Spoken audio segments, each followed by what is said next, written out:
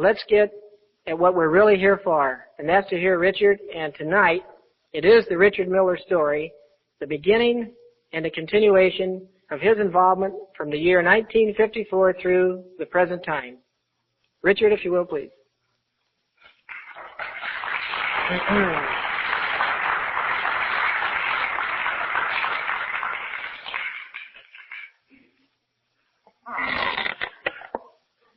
The microphone sounds a little bit like Inner Sanctum. Do any of you remember that radio program many years ago? Thank you, Maynard. That gentleman just speaking to you was Maynard Eaves, a very good friend of ours, as you can tell. For those of you who don't know, I'm Richard Miller. This evening, as Maynard mentioned, we're going to be talking about how I got involved in this entire picture. I might mention that this is a very, very difficult talk for me to give. It's difficult in this way in that I've probably only given it once or twice in some 20-odd years.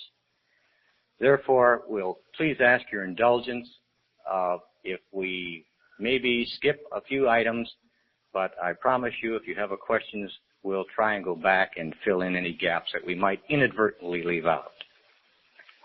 It's also difficult because it has caused some pain in my life back in the early 50s in terms of public embarrassment, being called a kook, a nut, a liar, a charlatan, etc.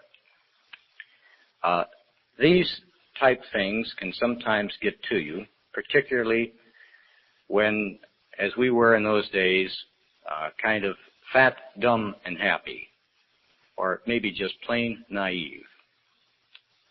A marvelous thing had occurred to us, and naturally, like most people, we wanted to get out and tell the world about it. The only thing was that in the 1950s, there weren't very many in the world who wanted to listen to it. So consequently, this story has not been told very often. I think we'll start out by saying, ladies and gentlemen, that in the year 1948, I was pretty much of a skeptic on the whole subject of UFOs and flying saucers. I had heard some comments regarding flying saucers. This isn't loud enough. Is that better? It's on. Maybe I should just try and talk louder. In any event, we had heard all kinds of stories about UFOs, and like most people, we thought people were having hallucinations. At that particular time, I was in the United States Air Force. Of course, I should say, at that time I was in the Army Air Corps, because it was during 1947 and 48 that the name of the organization was changed to the United States Air Force. And we gave up our olive drab Eisenhower jackets and trousers and so forth, and we went to what they call Air Force Blue. The only problem is the Air Force Blues didn't come in for a few years. All of us waited. On January I want to be exact about this, 7th, 1948, I happened to be in the operations room at Scott Air Force Base in Belleville, Illinois. Now, in the military, we had what was called an air defense sector. And this particular air base on which I was part of a military defense sector, or an air defense sector, the same one that involves Fort Knox in Kentucky. And on this particular day, a UFO had appeared in the Fort Knox area. Now, that's restricted airspace. In other words, private aircraft and military aircraft do not fly over Fort Knox. Therefore, an unidentified flying object over Fort Knox created quite a stir. All of the air bases in the area were alerted. I happened to be, as I said, in the operations room when the alert came through. A most amazing thing happened. All of the various air bases in the sector were tied together on a common communications link so that all of us could hear what was going on. And the action was taking place at Godman Air Force Base in Kentucky.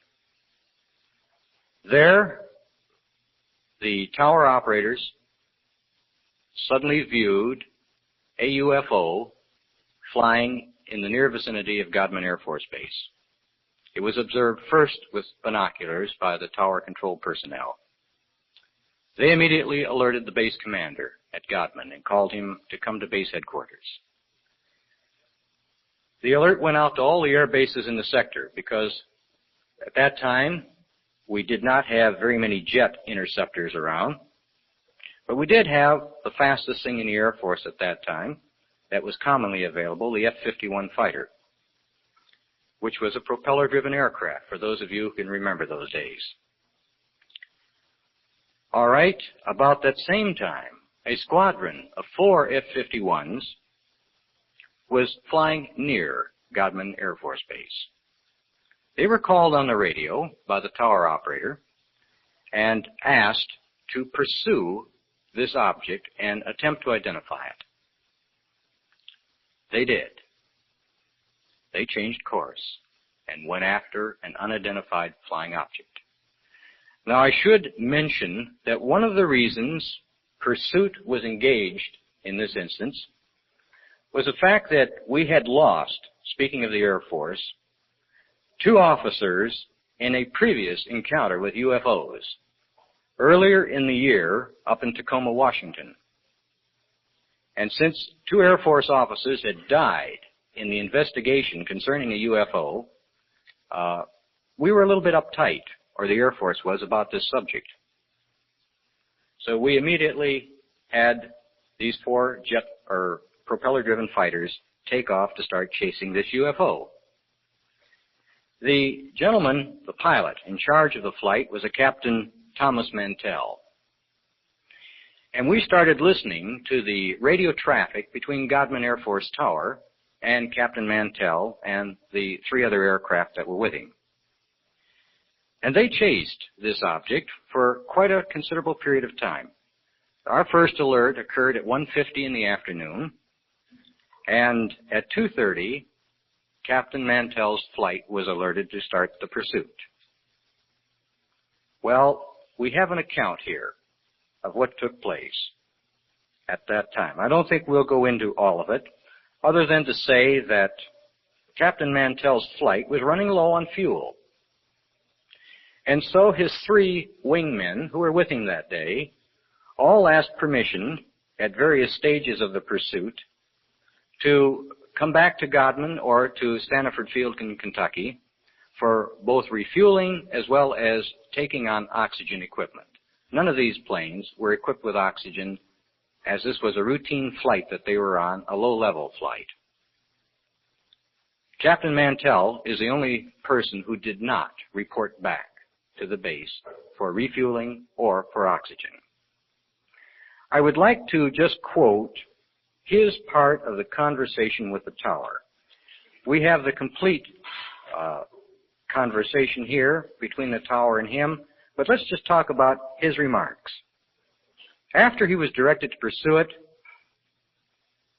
he said, quote, "I see it, it's above and ahead of me, and I'm still climbing." One of his wingmen, who was still with him at that time, asked him, "What the hell are we looking for?" He hadn't seen the object.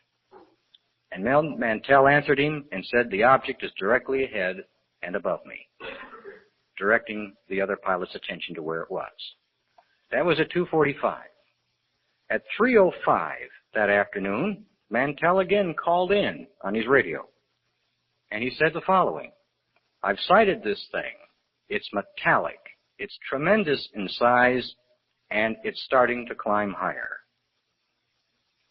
Now at this time, both the object and Mantell and one fighter plane that was still with him were in visual view of the tower through binoculars. At 3:10 in the afternoon, 5 minutes later, Mantell again called in, and he said, it's climbing still higher. It's 12 o'clock high. It's making half my speed. I'll try and close in. That time, the remaining pilot with him, Lieutenant Hammond, called him and said, level off, Captain, until I regain visual contact. Mantell's airplane was climbing so rapidly that even his wingman was having a hard time keeping up with him and had lost sight of him. His wingman then reported that he had lost sight of Mantell. Now at 3:15, just a few minutes later, Mantell called in still again. And he said, it's still above me, making my speed or better. I'm going up to 20,000 feet. If I'm no closer, I'll abandon the chase. That is where the official account ends. I should say the official Air Force account. There was one further radio transmission from Mantell at 3:18 that afternoon. His last statement has been stricken from all of the records. Quote, my God, I see people in this thing, unquote. That was his last comment. After that, the tower lost sight of Mantell. They lost sight of the object. They called Mantell repeatedly on the radio, and he didn't answer. At 5:50 that evening, some 2 hours later, Godman Tower received a telephone call from Stanford Air Force Base that they had a phone report from a farmer down in Franklin, Kentucky, that a plane with a certain serial number, NG3869, had crashed on this man's farm. The crash had occurred at 4:45 in the afternoon. At that time, the alert was canceled to all of the air bases. The object had disappeared, Mantell had crashed, Captain Mantell was dead. The next morning, there was a briefing on what was now the Mantell case. And we won't go into all of the details other than to say that Captain Mantell's plane had flown for 1 hour and 20 minutes beyond his available fuel supply. No one could account for that. Captain Mantell met his death as a result of exceeding 12,000 feet without oxygen. He had blacked out, lost control of the airplane, and crashed. The only problem was, if he was blacked out and unconscious, which would have occurred approximately at 3:25 in the afternoon, how did his airplane continue to fly for 1 hour and 25 minutes with an unconscious pilot at the controls and with no fuel in the tanks? Another mysterious happening in the Mantell case, which raised tremendous questions. An aircraft falling from that height out of control would normally go into a spin condition. Now, this was a stick-controlled airplane. All of you have seen pictures of the old planes where the pilot had this control stick between his knees. Mantell's plane was the same way. Had he been unconscious, he would have let loose of the stick, and his feet would have relaxed on the rudder pedals of the aircraft. The plane would have gone into a spin, particularly an F-51. Has anyone here ever flown an F-51? All right. That being the case, when the airplane hit the ground in a spinning condition, it should have bored a hole into the ground some 15 to 20 feet deep. Mantell's plane hit the ground perfectly flat, and the earth underneath the aircraft was only compressed 2 inches. We found that kind of hard to believe, with one exception: the eyewitness report of the farmer on whose farm the plane crashed. He saw the plane coming down in a spin. But he then made a statement that just literally blew everybody's mind. He said, as the airplane reached treetop level, it was enveloped in a brilliant white flash of light. This light was so bright it was like looking at the sun. The airplane appeared to fall out of this brilliant white light and pancake into the ground. Now, whatever this brilliant white light was, it brought the airplane out of a spin, and it slowed the rate of descent. Because of this reason, falling from that height again, the wreckage of the airplane would have been scattered over a wide area on impact. All that happened to Mantell's plane was that the fuselage, the tail assembly, the rear empennage broke loose, and the wings broke off on impact. The tail assembly was less than a foot away from the rest of the airplane. The wings were only inches away from the fuselage. If it hadn't been for the farmer's eyewitness report, it would have looked as if a giant crane had picked his airplane up and dropped it in a flat position. It would have done the same type of damage. Some mysterious force had somehow interfered with the crash of his airplane. Captain Mantell died because when the plane hit the ground with that violent an impact of dropping from approximately 40 feet up in the air, which was treetop height, the impact was so great that it broke his shoulder restraining straps.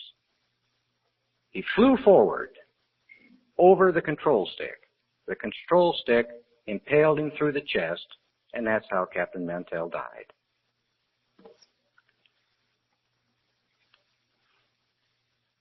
The airplane, contrary to many stories, was not radioactive. There was no unusual magnetic phenomena about the aircraft. No parts were mysteriously magnetized, contrary to some writers. The aircraft had functioned perfectly. It had experienced no malfunctions of any kind. All electrical and mechanical systems were checked out at the crash site. The aircraft was in perfect flying condition. But the fuel tanks were dry, and there was no spillage of any fuel on the ground at the crash site, again verifying the fact the tanks were dry. Quite an investigation took place all that evening, and the next morning, this briefing took place in which all of these factors that I'm bringing out to you were brought out. That looked like the end of it. A report as a result of this briefing was forwarded to the Air Force Intelligence Command at Wright-Patterson Air Force Base, with the conclusion that Captain Mantell had met his death pursuing an intelligently controlled, unidentified flying object. We couldn't explain anything else. The next day was a Wednesday. That evening, our base had been alerted via teletype that there was going to be a special briefing, this time not in the operations room, but at base headquarters. Anyone and everyone who had been connected with the Mantell case were to report at 0900 hours. All of the documents, the logs, the wire recordings of the radio traffic were to be brought to this meeting. So at 0900, we were all at base headquarters. A meeting was then conducted by an officer from Wright-Patterson Air Force Base of the Air Technical Intelligence Command. He requested, first of all, that Wright-Patterson wanted all of the information we had, including all of the wire recordings, so that ATIC could make a further investigation.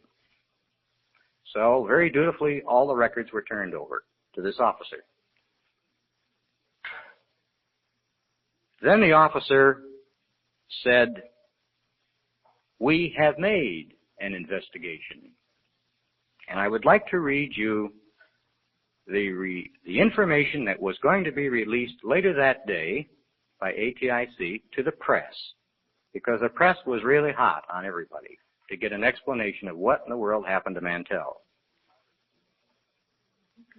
We were told that in order to present a completely unbiased and objective report, that ATIC had called in a civilian consulting scientist who was at that time working for the Air Force.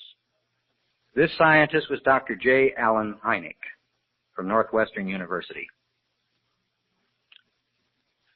And this is what we were told. Dr. Hynek had read all of the information that had come in from the crash team, the survey report, and he had come up with a conclusion.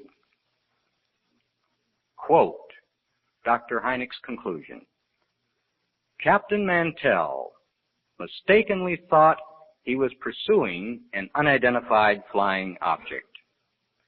In reality, he was either chasing the reflection of the planet Venus on the canopy of his aircraft, or he was chasing the planet Venus, which was visible low on the horizon on the afternoon of this incident. Mantell could not possibly have been chasing a UFO, nor was there any UFO involved in this incident, unquote. We were then told that Air Technical Intelligence Command concurred with Dr. Hynek's findings, and we were then told to forget all of the foolishness about a UFO. We were additionally ordered not to discuss the case with civilians or with the press. It was strictly a military matter. A lot of us raised a beef at that. It smelled fishy. First of all, they had asked for all the evidence in our possession to conduct further investigation. After we had turned it over to them, they said they'd already completed the investigation.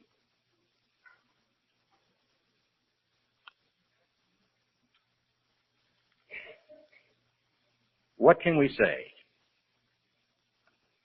Except that several years later, Dr. Hynek admitted publicly that the Air Force had pressured him into writing that particular report.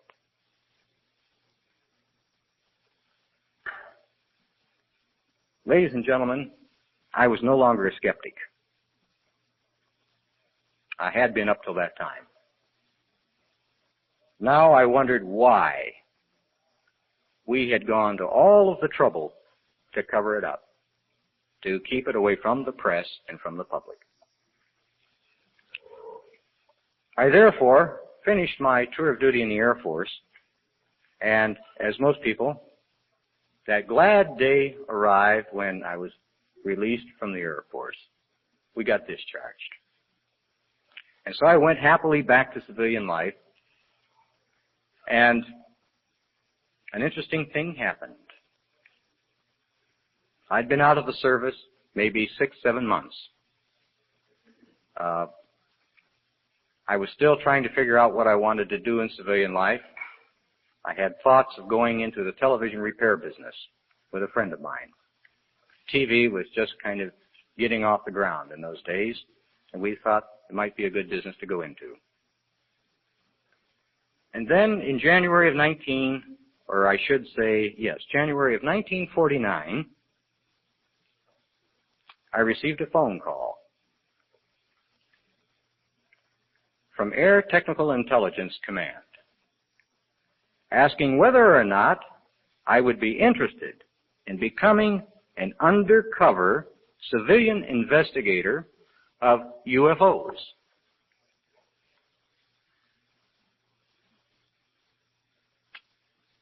Naturally, I thought, gee, this is a good way to get some information, the real scoop. If nothing else, I'll satisfy my own curiosity on this subject. So I asked, what would be involved? And why in the world did they need a civilian to go out and check them up? They had enough intelligence officers that could go check out all the reports. And they explained that the public was refusing to talk to Air Force intelligence officers. And I said, well, that doesn't surprise me. Every time you go out and talk to them, you make them feel like they're idiots. You know, you give them the idiot treatment. And they said, yes, that's what's happened. Now every time an officer shows up in uniform, they won't talk to us. So they said, we need somebody out of uniform to talk to these people, who can just go up and say, hey, I'm interested. Tell me what you saw, what you experienced. And he said, there's some people around who claim that they're having contact with UFOs, and we'd like to know more about these fellows and what the contacts are. But they will not talk to us. So we need civilian investigators. Well, I worked for ATIC up until July of '52 in that capacity. It was part-time. They didn't need me all the time. So I went ahead and I had another job. But every time they needed someone to go out and check into a story, and there were others like me, and there was nobody else available, they'd give me a call and I'd go out. And Uncle Sam always picked up the tab for all the expenses plus $30 a day in wages. Alrighty? All this time, many, many things went on in the Air Force. But in 1952, I left that investigative capacity. Again, this time I became a full-fledged civilian. But I was still interested in UFOs because now I knew there was really something to them. I had investigated a number of cases. I had read file reports. Project Blue Book had come into existence by that time, but I had worked through 2 previous projects that very few people knew about. One called Project Sign, one called Project Grudge, and finally Project Blue Book. An interesting thing happened. For 2 years, I was a television repairman. I had a partner. We owned our own private business. One day I read in the newspaper that there was a fellow coming to our hometown who claimed to have been in radio communications with UFOs. We thought that was pretty good. I had been very much interested in radio, had been a ham radio operator. A lot of my friends were ham radio operators, and we thought, hey, somebody claims they've talked to UFOs via shortwave radio. This was in Detroit, Michigan. This fellow, by the name of George Hunt Williamson, came to Detroit to deliver a talk on communicating with space intelligences via shortwave radio. He told a story about how he and a fellow who was a telegrapher for the Santa Fe Railroad in Winslow, Arizona, and who was also a ham radio operator, had gotten in touch with UFOs using this fellow's ham radio rig. They had transmitted back and forth in international Morse code and had gotten intelligent replies. Well, we all went to hear this fellow Williamson talk about this. And after the lecture was over, we went up to him and introduced ourselves and said we were very interested. Could he please tell us what frequencies they had used? So he gave us a list of the frequencies that this ham radio operator and he had used back in Arizona. The frequencies that this ham radio operator and he had used back in Arizona. And we said, well, we will listen for some type of communication on these frequencies. And he said, if you do hear anything, would you let me know? And I said, you'll be the first to know. Just let us know how we can reach you. So he gave us his itinerary. He was on a lecture tour, so that if anything did occur, we could communicate with him. there were about 6 of us in the group that had gone to hear him that night, and so we set up our shortwave equipment. We had some in our homes, we had some in our cars, and we had some in our office, in our television shop. We, of course, since we couldn't monitor all the time or listen all the time, we rigged up a tape recorder to the receiver so that it would turn on and off automatically if anything came in. And we monitored 3 or 4 different frequencies. Well, 2 months went by, and we didn't hear anything but a bunch of static. Didn't hear a peep out of our shortwave radios. And we were just about ready to call it all quits and say it was a bum try. And then one evening, on the 20th of September in the year 1954, or the 10th of September, I should say, a radio message was received. Now, this being the first radio message we had ever received, we didn't know who it was from. But the message came in voice, it was in English, and an extremely powerful signal. There was an odd choice of words used in the message. The inflection of the voice was strange. We listened to the message. We had made a tape recording of it, and we went over it and over it and over it afterwards. Our first thought was, some of our buddies are pulling our leg. As most ham radio operators are kind of a gabby bunch of guys anyway, and we weren't any exceptions to this. We had talked about the fact that we were listening for UFOs, and of course, our friends, our other ham radio operator buddies would kid us a lot about it. Say, had anything from space lately, you know, and this type of thing. So first thing we thought is one of our friends had pulled a stunt on us, and he'd sent us this shortwave message, and thought there was going to be a good laugh about this, you know, the next time we saw him. So we really didn't pay too much attention to this first message because we thought it was a joke. Someone was playing on us. The only thing is, at the end of the message, there was a schedule involved, and they said that on 5 days later, on the 15th of September, there'd be another one, another radio message. And they gave us the frequency to listen to. Well, we thought, all right, we'll go along with this. We'll see what happens. Sure enough, right at the time they specified, here comes another radio message. But this time we were ready for them. All of you know what a sports car rally is? Okay. Ham radio operators also play games. Only we used to have what we called hidden transmitter hunts.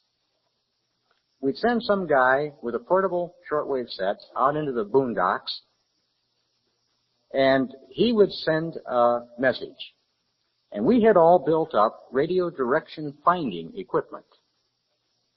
And we were having a lot of fun. We'd all get out there and we'd take bearings on this fellow's signal and we'd triangulate his position on a map and we'd go nailing. You know, it was just like playing fox and hounds or having great fun at a sports car rally. So on this second message, we were all set up, 6 of us, with direction finding equipment in 6 different automobiles.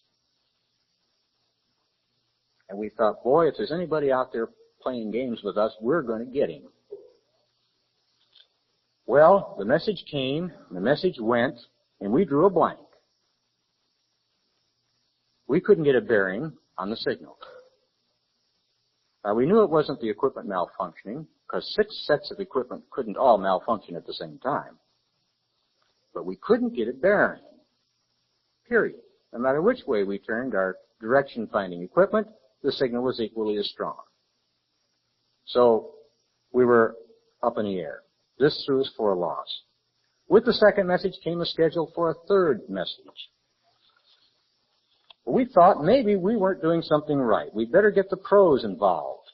So we called up the local Federal Communications Commission office in Detroit, and we said, hey, fellas, we're having some trouble with what we think's an illegal station. Come on out and help us try and track it down. Well, the FCC likes to do that kind of thing. So they sent out their nice little monitoring trucks with the rotating loop antennas on the top, and away we went on the third night of the message, or the third message, again at night, and they didn't have any better luck than we did. We drew a blank again. The only thing is that one of the guys had brushed up against a tree and had knocked the antenna loose from the side of his car. It was on a little bracket out from the vent wing window. And so in trying to fix it up, as the message was coming in, it was laying over on its side. Instead of looking in a horizontal plane, it was looking up, the antenna was. And he got a bearing. He noticed the signal was coming from straight up. He called us on his radio. And he said, take your mounts loose and turn them up. Lay them on their side. We did. We all got a bearing straight up. The only thing is the FCC couldn't do that without turning their whole truck over. They couldn't detach theirs. But we could. We didn't have as neat equipment as they did. So in any event, we got a bearing straight up. Well, then we got to thinking, well, now look, this is the third or fourth time we've received a message via shortwave radio. We now get a bearing straight up. We can't get a bearing as it being any ground-based station. If any of our buddies are up there renting an airplane, flying around, sending us these phony messages, it's sure costing somebody a bundle to pull our leg. So we begin to give a little more credence to this whole thing. Because we just couldn't figure out, once or twice, sure, we could understand. But it gets awfully expensive to rent airplanes, even back then.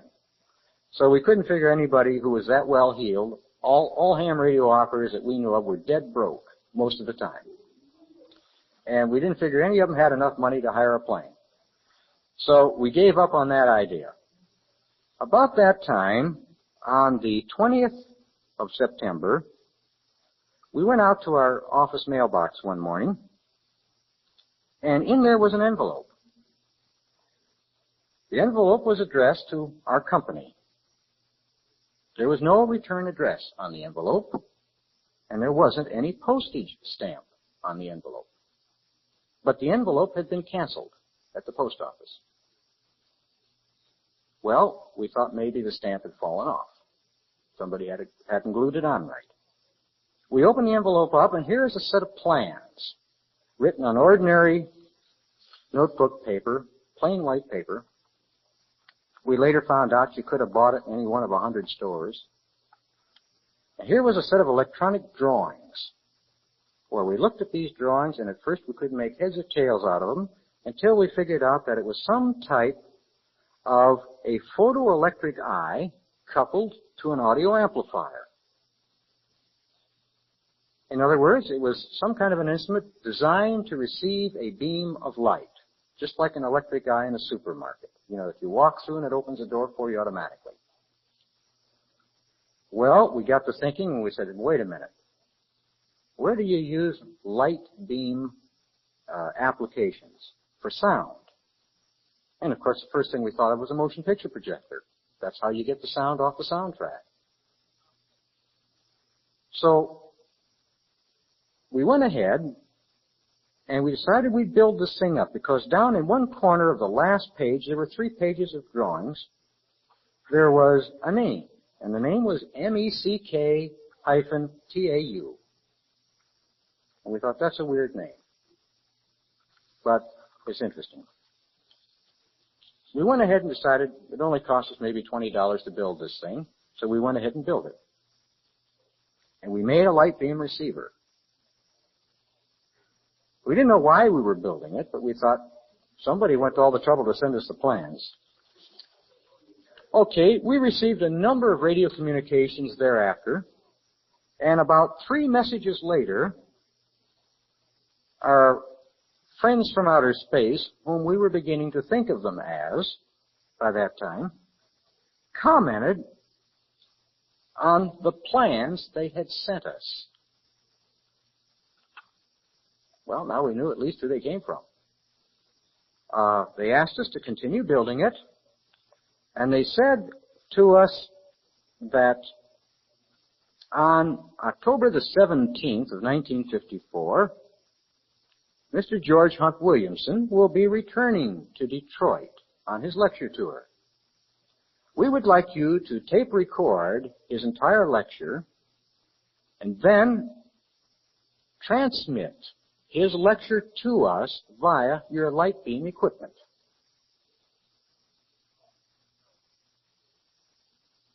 Seemed like a strange request. We got hold of Williamson. Sure enough, he was coming back to Detroit and was scheduled to give a lecture on October the 17th. We told him what these people had requested. He got a little bit excited. So we went down on this night and we taped his lecture. And later on that evening, we had been instructed that at 9 o'clock, this happened to be a Sunday evening, at 9 o'clock in the evening, we were to transmit this tape to them via this light beam. And they said, all you have to do is point your unit roughly in the direction of the North Star. Fine. We set it up. And we aimed it roughly in the direction of the North Star. We were in a friend's living room who had a nice big picture window. And we had the tape recorder set up there. We aimed this thing up. We had a little sighting device on the top of this. And we aimed it about at the North Star. And we played the tape. Now came the receiving part of it, because they said that they would answer us back on this unit that we had constructed. We thought this is going to be good. First of all, the opening to our unit was a piece of half-inch conduit, 5 inches long. That was the only way the light could get into that photocell, so that any light would have to come down that little 5-inch tube. It would be like trying to line up, you're trying to line up with a rifle barrel a half a mile away.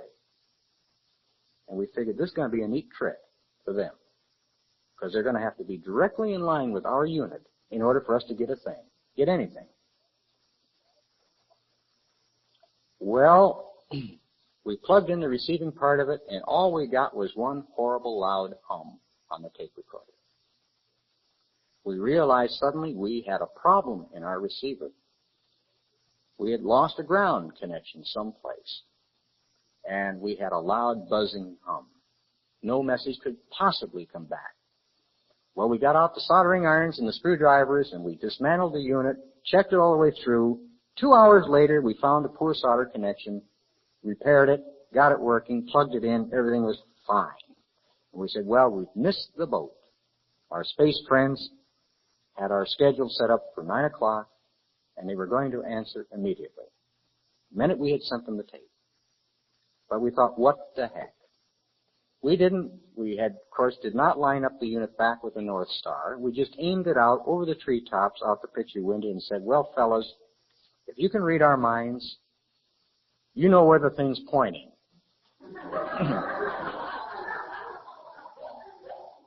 Here we are, 10, 15 people crowded into this front room with the lights turned down low so there wouldn't be any reflections on the window glass, and so that this little unit could see if anything was out there.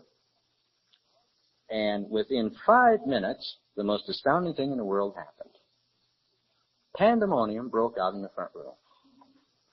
A UFO came down to treetop height, jockeyed back and forth in position, lined itself up beautifully with our little unit, sat there, and then did the next most impossible thing electronically we could think of, modulated a glowing force field around the object at an audio rate, and sent us a message. We could tell. The little neon lights that were the volume indicator lights on our old Pentron tape recorder started blinking. We knew we were getting something. About that time, as I said, pandemonium broke loose in the room. People went tearing out of the room to get a better look at the object. One person tripped over a beautiful floor lamp and smashed it to smithereens. Tripped over the cord. It was dark in the room. People were running into each other, all trying to get outside at once. I think I ended up being the only guy there minding the shop, watching the tape recorder. So after calm returned, we sat back and everybody came in. The UFO took off. It left. And we thought that was the greatest thing we'd ever seen happen to us. We sat down, we rewound the tape, played it back, and sure enough, there was a message in voice. And very briefly, the message in voice was, number one, they had approved of what Mr. Williamson's lecture had been about, gave him a little compliment. Secondly, they did offer a few suggestions. They said that maybe he should stress something else or two in his talk. Then they said, we would suggest that you call Mr. Adamski, because within 7 days, Mount Palomar is going to be shaken. And they mentioned the San Andreas Fault. Well, us Michiganders didn't know anything about the San Andreas Fault. For all we knew, it was a town. Never had heard of it. Well, we put through a long-distance call to Mr. Adamski because Williamson says, Richard, he lives at the base of Mount Palomar in a little town called Palomar Gardens. And that's where he's photographed all these UFOs with this telescope in his backyard.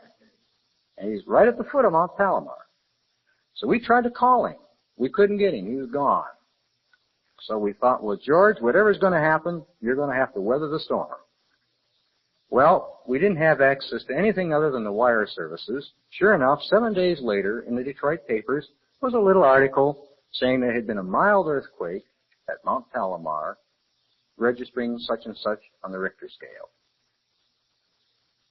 That was all the verification we needed. Mr. Williamson was excited. We were excited. Now, we're going to continue the story because it gets more interesting as we go. But I think at this time, why don't we take a 10-minute break?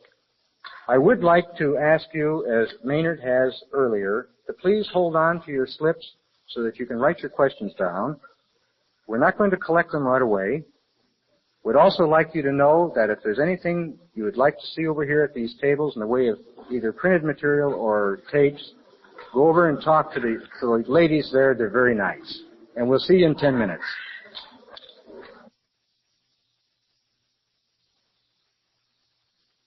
Another radio message. And this was the most unusual one to date. I was working in our office. Sunday was the day that we used to work on what we call the dog sets. Those were the TV sets, you know, that you just couldn't find out what was wrong with them normally. And so we'd save these for Sunday when the phones weren't ringing and things like that. And we could work on them kind of without interruptions. So on this particular Sunday, I was working. My partner was out. He was delivering some television sets back to the people. And the radio was sitting down at one end of our service bench. And along about 1 o'clock in this Sunday afternoon, shortly after lunch, it came on. Now, the last communication we had had prior to that had told us to turn to a different frequency. I should mention that all of the radio messages came in at the same frequencies. They were all over the place. And at all hours of the day and night. At 1 o'clock in the afternoon, in International Morse code, only the second message that we had ever received in code came in. And it went something like this. We have need to speak with you. We would like you to drive out to the location where you normally receive our messages and be there as soon as possible. In addition, we would like you to leave a note for your friends to be out at that same location at 2 o'clock in the morning, at which time we will communicate another radio message. Well, this place that they were referring to, where we normally went, was a place out in the country, away from Detroit, about halfway to Ann Arbor, just off of Highway US 23. It was an old abandoned cemetery, and it was about 100, 200 yards off the highway, and it was hidden from the highway once you got in there. The reason we had chosen this spot was twofold. The first was that since we were receiving these radio messages at all hours of the day and night, but mainly in the wee small hours of the morning, we had had some embarrassing experiences with the police. First of all, there were several ladies in our group. And one of the places one night we had stopped to receive this message was in a supermarket parking lot. There we were, sitting there about 2 or 3 o'clock in the morning with the lights out, waiting for the message. And up drove a patrol car. The officers got out, and one came up to either side of the car, and he looked in there, and he saw 4 or 5 people sitting in the car with the lights out, and 2 ladies amongst us. Well, they wanted to know what we were doing there. And we knew that if we said we're waiting for a message from outer space,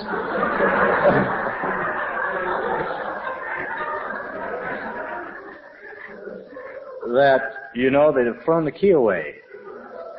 So we told them that we were ham radio operators and we were waiting for a radio call from another ham radio operator, and we showed him our driver's licenses and our ham radio licenses, and the officers took everybody's name down in the car, and they took the license number of the car, and I suppose if we'd have had a burglary in the neighborhood, we'd have been it that night, but fortunately there were none. So in order to avoid this type of thing, we had gone out to this old cemetery because the second reason was that way out in the countryside, we were in a radio quiet location. We didn't have the snap, crackle, and pop of automobile ignitions on cars going by in our shortwave radios, and we didn't have the frying noise that you get from power lines, which make radio reception very difficult at the high frequencies. So we had gone out to this area, which was, I say, about halfway to Ann Arbor, Michigan, from where we were, and nobody bothered us in the cemetery in the middle of the night, I guarantee you.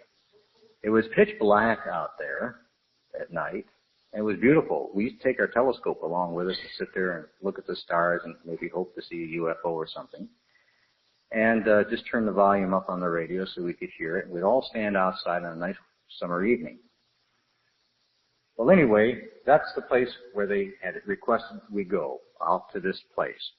Well, my car, my partner was using, and the only vehicle present at the shop was our company truck. It was a panel truck. And I felt a little guilty about this because normally we don't take our panel truck out to the country because it had all types of television equipment and so forth in it. But we did. I did on this occasion, and I left a note for my partner, and I said, Don, I had a message from the boys. Play the tape, and you'll hear it. They want you to be out at the cemetery at 2 o'clock in the morning for another radio message. And I took off. Well, with Sunday traffic, anybody know what a Sunday driver is? Okay, I didn't have very far to go, maybe 15, 20 miles, but it took me an hour to get there. So I didn't arrive out there to the cemetery until 2 o'clock in the afternoon. And it was really a beautiful Sunday. It was like it was here today. A cloudless sky, the sun was shining nice and warm, and just a gorgeous day. And everybody and his brother was out taking a Sunday drive. So I got out there, I pulled the truck off the road into this little roadway that went into the cemetery, far enough to where it was not visible from the highway. It kind of dropped down in between a little gully, and we were out of sight of the road because this highway was patrolled, by the state police. And I felt, well, they would inquire about a business vehicle parked out there in the boondocks. So I sat there and I waited, and I had the radio on the truck turned on, thinking I'm going to get a radio message. And I had a tape recorder, a little battery-operated tape recorder with me, and said, I'll just tape it when it comes in. Well, I sat there and waited maybe 5 or 10 minutes, and nothing at all happened. Then something did happen. I just happened to be standing outside the truck, and I was looking around, and off on my right-hand side was a little hill. maybe 20, 30 feet high. And something caught my eye, just a flash out of the corner of your eye, and I happened to glance up. And there, as I stood and watched it with my mouth, I'm sure, hanging clear down to my belt buckle, was a UFO. It was coming down at tremendous speed. From the instant I first saw it as just a tiny silver speck in the sky until it hovered over the hill, not more than 100 feet away from me. I don't think it took 5 to 6 seconds to make the descent. I had a friend of mine later who was a commercial artist recreate the scenes. We have these on slides, which I'm going to ask our assistant over here to turn on for us. And this was a California artist. He was not familiar with Michigan topography. So the hillside does not look like Michigan. I think maybe that can be focused in a little bit better. That is what the object looked like. You can see way down in the bottom left-hand part of the picture, a fellow with a red jacket on, that's me.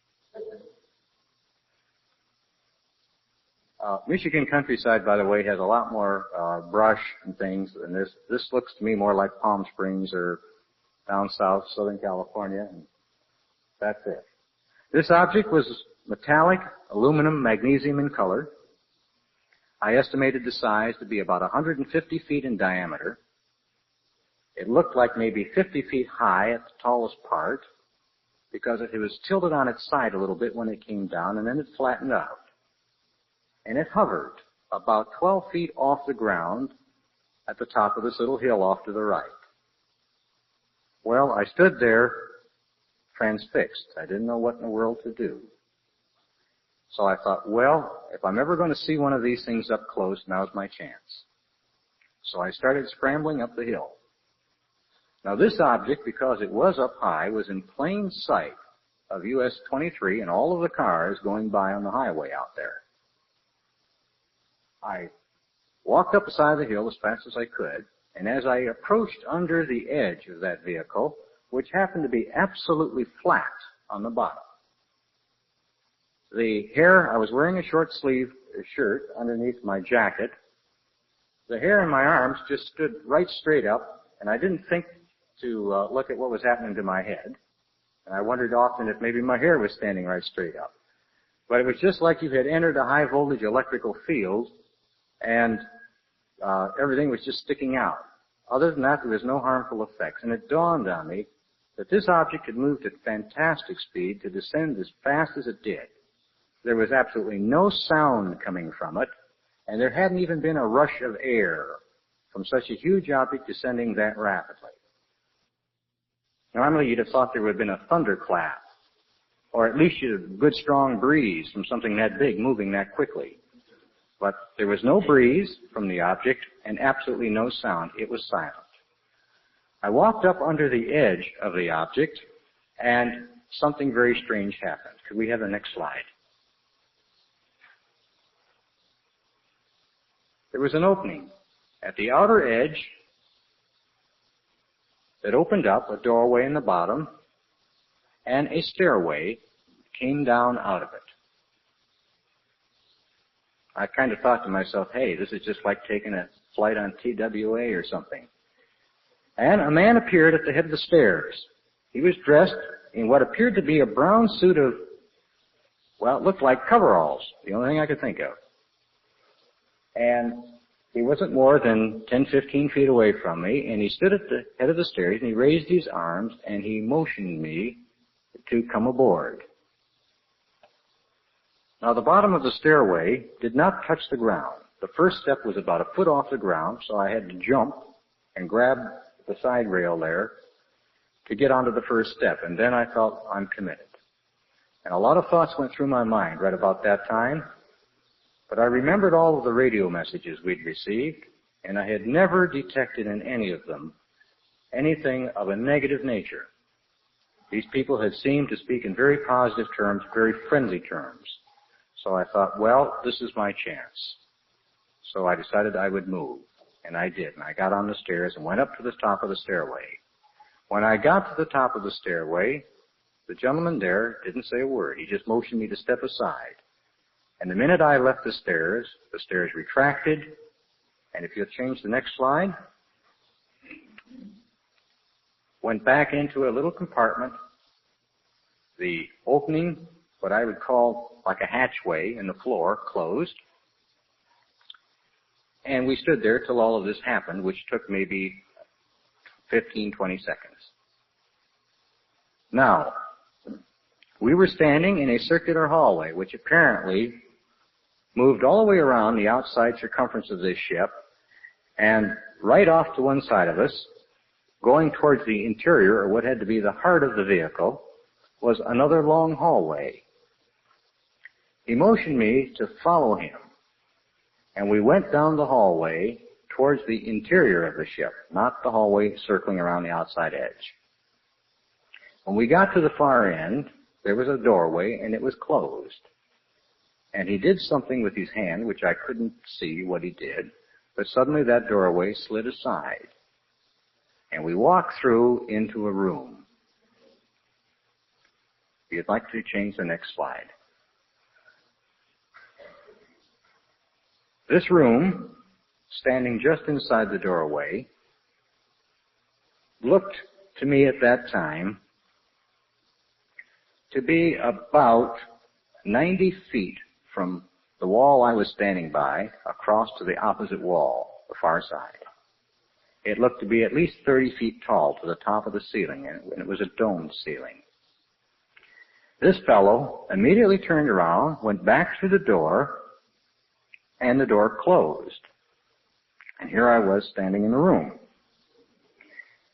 Now, I noticed that there was a person seated at a desk out in the center of the room who was wearing a white suit of coveralls, and his back was to me. And he was ignoring me because he was busy doing something. He didn't say anything, and the other chap hadn't said anything to me up to this time. So I just stood there and I looked around the room. Now, I would like to bring to your attention the color scheme. I hope you don't all laugh when I tell you this, but those walls, those pink walls there, were actually done in a form of marbleized finish. And the only thing I could think of, so that I could describe it later, was, have any of you ever seen a toilet seat cover that had a marbleized finish on it? I don't know if any of you have ever seen those. They used to be popular years ago. Anyway, it was kind of a pink mother of pearl type of thing, and it was a marbleized finish. The ceiling was blue. The lighting in the room was indirect. There were no shadows to speak of. And directly across from me, there appeared to be what looked like 6 either windows, or the only thing I could think of is 6 of the biggest TV screens I'd ever seen. Rectangular screens. The only problem was that they looked like they were made out of ground glass. They weren't polished glass like we saw on the face of a television picture tube. And none of them were lit up. On the left was another bank of equipment that looked like it had 2 sets of windshield wipers going. There were 2 wipers moving up and down in a vertical plane, and next to them 2 wipers moving back and forth in a horizontal plane, except they were wiping at the opposites to each other. And closest to that end of equipment that you see on the left was what appeared to be a newer piece of equipment because the finish on it was a little bit shinier than the rest of it. The rest of it looked like it had dulled a little bit. The floor looked like it was kind of a satin magnesium finish, and most all of the metals so far that I had seen in this thing looked almost magnesium in color. There was not quite as much reflection in the floor as the artist showed in the picture here. By the way, these drawings were all done in pastel chalks. These are not paintings, but chalk drawings. To my left and to my right from where I was standing, there were also 2 more curving sections of equipment, And on the curving section that you can't see, what would be your left, there were 3 seats in front of that section of equipment. This equipment looked like it was approximately 5 or 6 feet away from the wall, so there was plenty of room to walk behind it. And I also noticed what appeared to be the outline of a door similar to the one I had just come through on the opposite wall of the room directly across from me. This would be a view of almost of my standing in the doorway, except, again, the artist drew it from an elevation where I'd be quite high up on the side of the wall looking at it this way. All right, about this time, I went and looked back at the desk in the center of the room, and I saw that there was a chair, an empty chair, facing this gentleman on the other side of the table. And it was empty. Now, I would say that maybe by this time, a minute or 2 had gone by, and I was busy drinking it in. I had never seen anything like this, obviously, in my entire life, and I was absolutely fascinated with it. About this time, this gentleman stood up, got up out of his chair, he turned around, and he walked over towards me. And I thought he started to raise his right hand and arm, and I thought he was going to shake hands with me. So I stuck my right hand out to shake hands with him. His hand, however, went right on by mine. And he turned around and he laid his hand, palm down, on my shoulder. And the first word I heard spoken was, "We're glad you're here, Richard.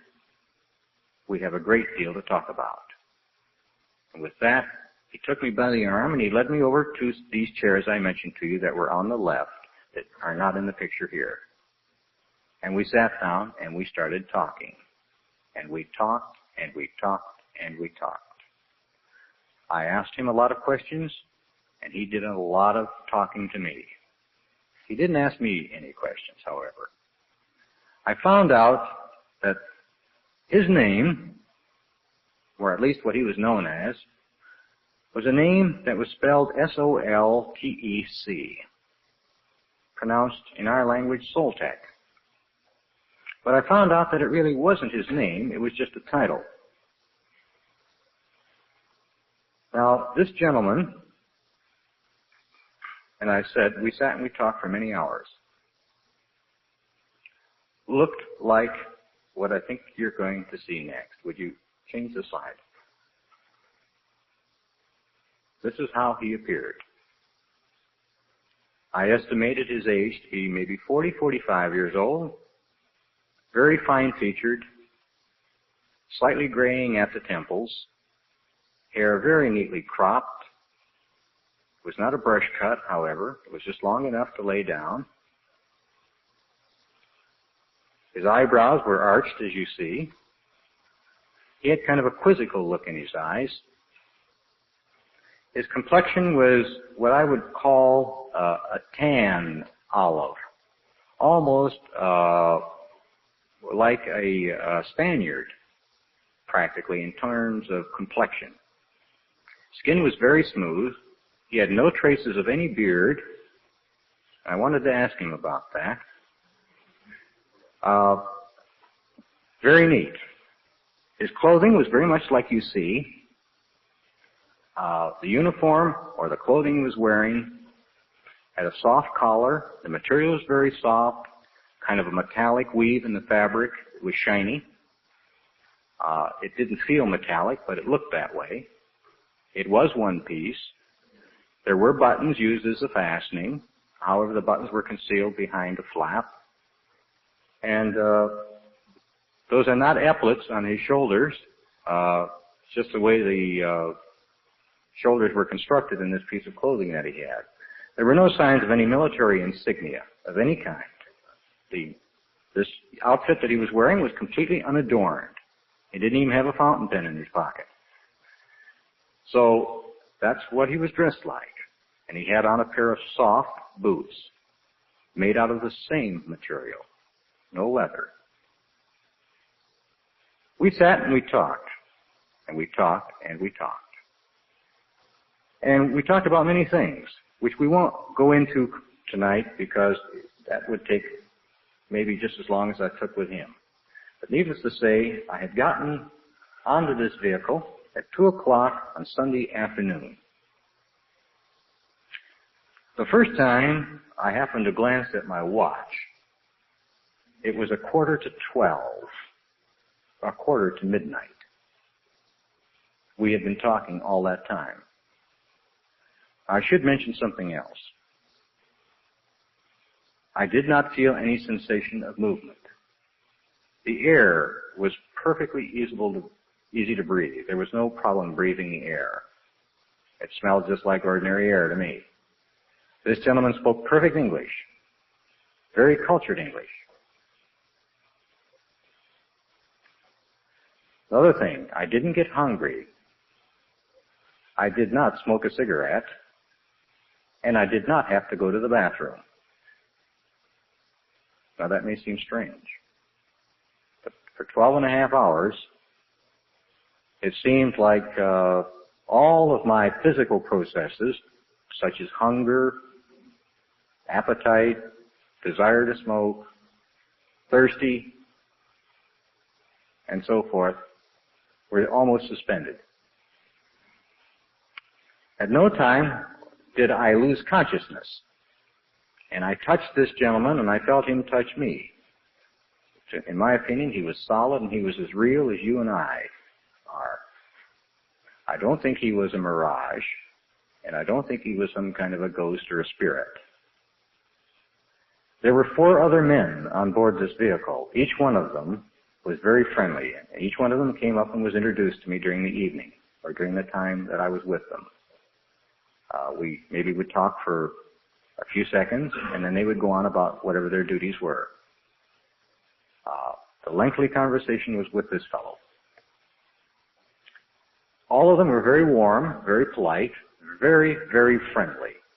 And never once did I receive any impression of anything but friendliness. There was no hostility of any type evidenced. They were very polite, very friendly and warm. This gentleman here had a look of such intelligence in his eyes that when you looked into them, you almost felt like you were drowning. I don't know if any of you have ever experienced a sensation like that, looking into another person's eyes. But I knew that this gentleman was a highly intelligent person. However, he did not talk down to me. And it dawned on me that the name Soltec had been the name signed to several of the radio transmissions we'd been receiving in the previous months. And I asked him if he was the same person. He said yes. And I said, Soltec, there's something that's troubling me. And he said, what is it? And I said, the question of your radio signal. I said, one of the things that gave us, led to a great deal of authenticity about you was the fact that we had never come across a radio signal quite as strong as yours. We used to have meters on our equipment called S-meters. And every time their signal would come on, this S-meter would slam up against the pin and feel like it wanted to go around for the second or third time. And I think sometimes we must have bent a few S-meter pins. So anyway, I said, your powerful signal, how do you do it?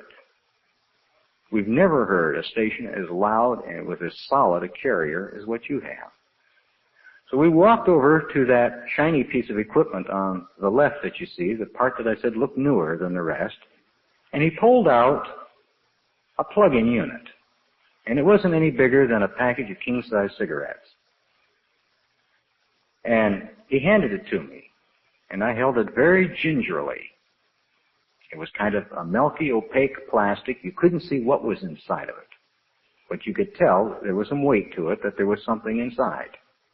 And I hefted it in my hand, and I looked at him, and I said, what is it? He said, that is our transmitter. And I said, well, how powerful is it, Soltec? He said, in your terms, it's equivalent to about 50 kilowatts.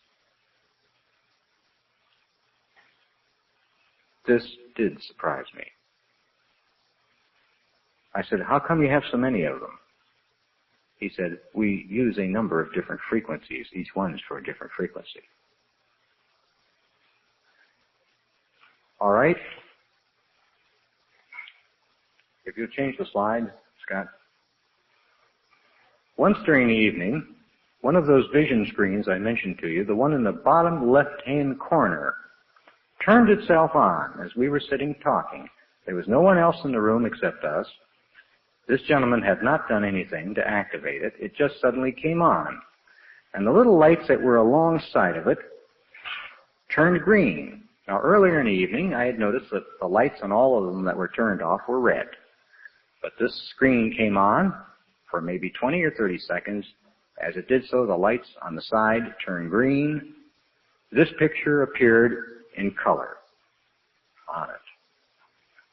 He just turned as he was talking to me and glanced at it and turned back and kept right on talking. He paid it no further attention, and after 15, 20 seconds, the image just faded out, and the screen went blank again. I asked him, I said, "Is that the Earth?" And he said, "No." And I said, "Could you tell me what it was?" And he said, "It is not important." And I couldn't get any more information out of him as to what it was or where it was. But I knew that we had to have been someplace. We could not have stayed where we were. We have had to have moved. Because, as I said, that vehicle was in plain sight of the highway.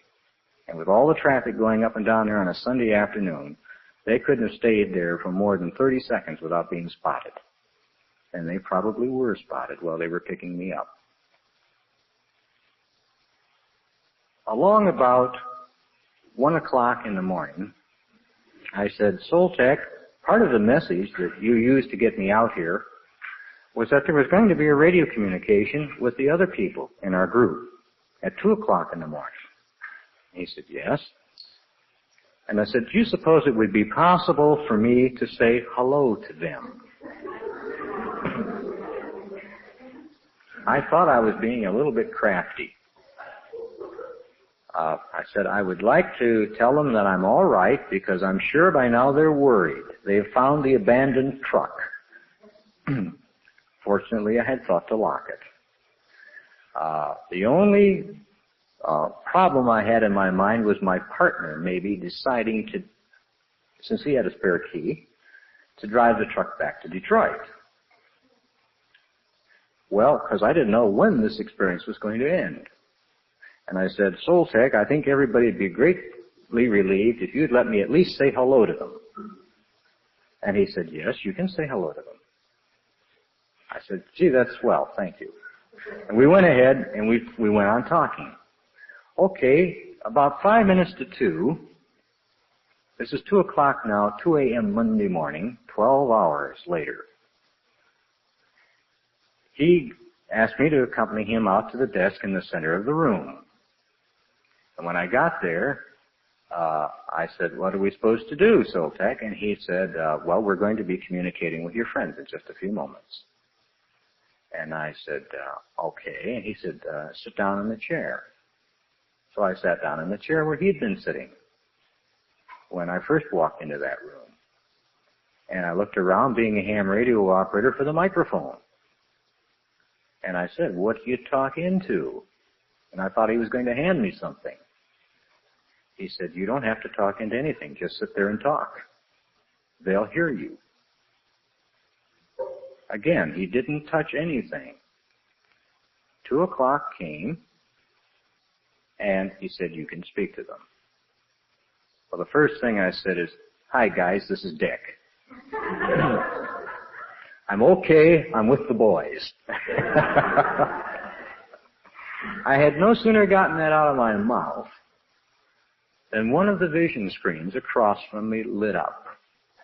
And there, in full color, was a picture of my 6 friends sitting in their car at the cemetery.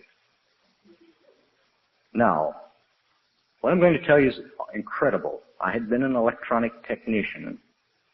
I had an FCC license, been a ham radio operator. I thought I knew a great deal about electronics. But whatever it was that these people were using to produce this picture was going through the roof of the automobile as if it didn't exist. Because I could see the people seated in the back seat as well as the ones in the front seat. There were 6 people in the car. They were perfectly illuminated, and yet they were sitting out in the countryside where it was pitch black. outside. There were no street lights. Yet they were as well lit up as you people are here when the lights are on in this room. They were in beautiful color. I had never seen color like that. Remember, color television was just coming in the mid-50s.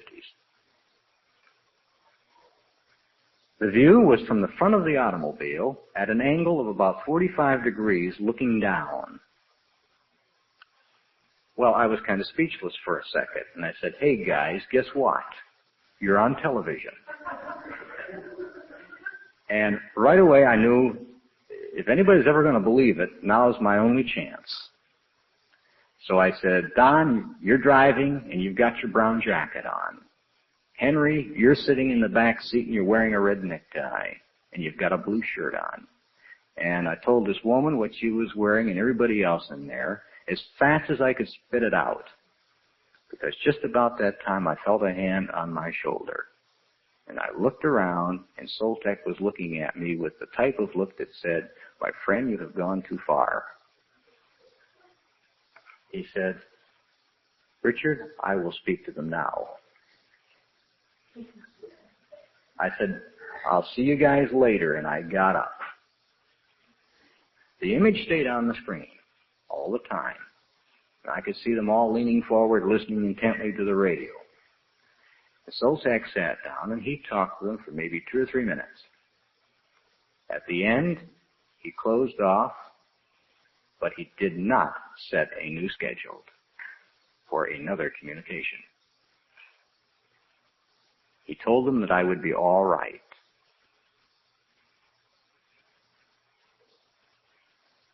Well, 2 o'clock Monday morning, all of us were working for a living, including those 6 people down in the car.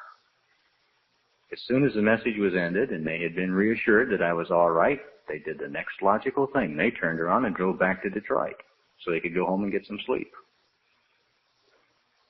Because no mention had been made when I was going to come back. They just knew I was with them and that apparently I was all right. The image faded on the television screen. Soltec and I walked back over to the chairs we'd been sitting in previously, and we talked for a little while longer. And then about 2:30, he gently took me by the arm again, and he said, "Richard, it's time to leave." And he steered me towards the door, and he chatted with me down the hallway, back out to the outer rim of the ship, and when I got there, the other fellow was there, the hatchway was open, the stairs were down. And he said, "Richard, we will see you again." And he turned around and he walked away. Well, I had no choice. I went down the stairs.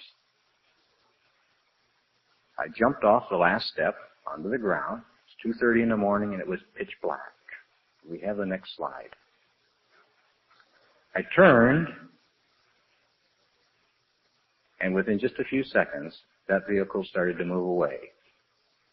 Now that it was pitch black outside, I could see a very pale violet bluish haze all around it. It tilted slightly, just like you see. And again, in about 4 or 5 blinks of the eye, it disappeared from sight without a sound. Can we have the lights now, please?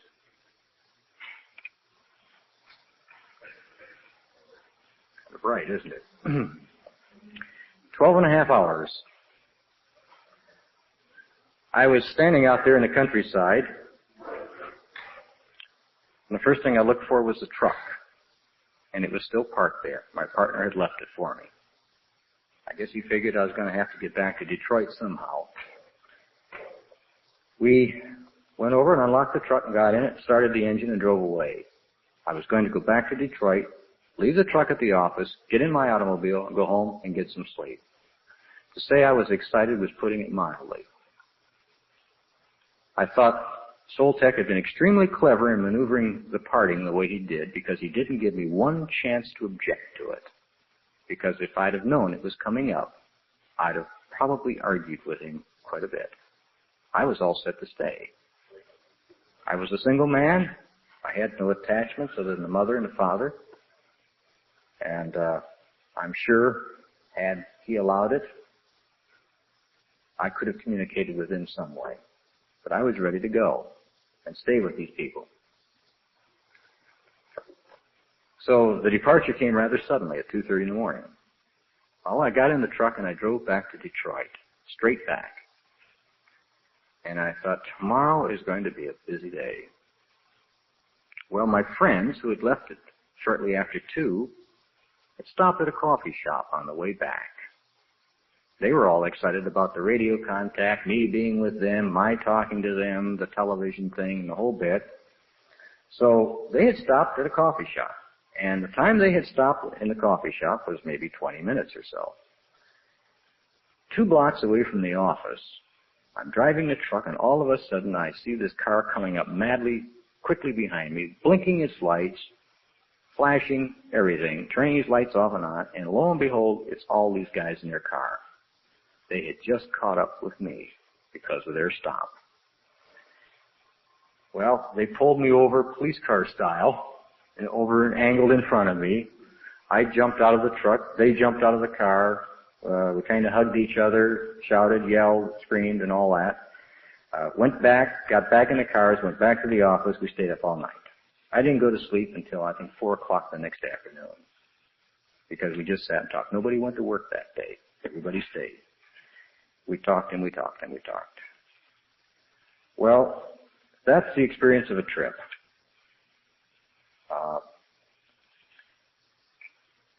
But in a way, it was just a beginning. Something fantastic had happened. As I said, we thought enough of that experience that we immediately sat down when the initial high of it wore off and started taking notes. We wrote down everything we could remember about the 3rd day. And so the 3rd and 4th day, I was just busy scribbling notes. We contacted Rick Williamson, George Hunt Williamson, the fellow who we'd been involved with, and told him what had happened. He said, I'll be right there. He apparently jumped on an airplane and flew back to Detroit.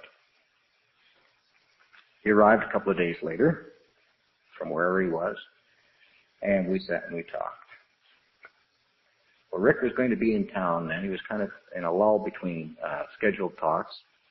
So we were meeting over at this friend's house, people by the name of Quinnell. And I then discovered that Rick Williamson was a channel. Up to that time, I didn't know what a channel was.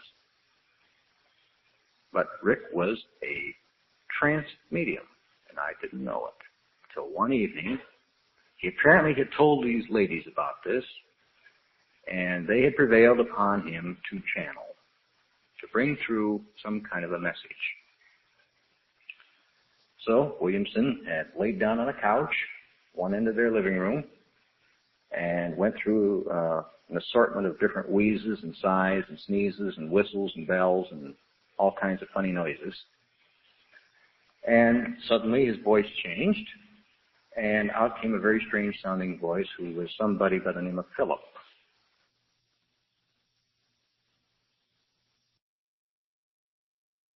Told us he was on another planet, someplace out in space, not even in our solar system, somewhere out in the galaxy. And he proceeded to tell us all about it. Well, I listened, and I guess I was stunned. Afterwards, I asked Rick what had happened. And he said, I just kind of let myself go, and I kind of black out, and next thing I know, I'm waking up. And he said, I have to listen to the tape to find out what was said. And I said, have you done this before? He said, yeah, quite a few times. He said, however, I don't like the public to know that I do it. And I said, why? He said, because they think I'm some kind of a nut. And he said, I have a professional reputation to protect. I'm an anthropologist, a good one. And he didn't want people to know that he was a trance medium. So I said, well, that's kind of good. Well, over the couple of weeks that he was there, he was channeling every night. These gals wouldn't let him off the couch. And so there were a lot of communications came through, and we tape recorded everything. Well, one evening, I had to work late at the office, and I came back, or went over to the Quinnell's home, and I walked in late, and there were no chairs left. However, there was a lot of space on the floor. And they had a very large living room. It was about 30-foot long living room, a big ranch-style type home. This is the home where they broke the floor lamp, you know, with the big picture window. And so Rick was channeling down at the far end of the room, stretched out on the couch. I had come in through the kitchen, and the lights were down low because he liked the lights down low when he channeled. Well, I sat down. The only place to sit that I found was next to a baby grand piano this gal had in her front room. So I leaned up against the leg of the baby grand piano as a back support, and I'm sitting on the floor listening. Well, this communication kept on and on and on. It's been an hour and a half long. And frankly, it wasn't very interesting to me that night. Maybe I was just tired. At any rate, I thought, gee, I'll just catch 40 winks. So I laid out underneath the baby grand piano. You know how the legs are on the baby grand. I just stretched out under the piano and went to sleep. It seemed like I hadn't closed my eyes, and suddenly I was being shaken. And it startled me, naturally, being woke up, and I sat up very quick. I got the best bump on the head I ever got in my life. I truly saw stars. For real. Well, when I finally figured out, the lights were on, everybody was running around, everybody was talking at once, and I couldn't figure out what was happening because, first of all, my head hurt, and the tears were running down my cheeks, and I was in true agony at that moment, and I didn't know what all the commotion was. So after a few minutes, I found out what it was all about. It seems that after I had gone to sleep, everybody in the room had noticed that there was a voice coming from the other end of the room that was saying exactly the same thing that Williamson down at the other end of the room was saying.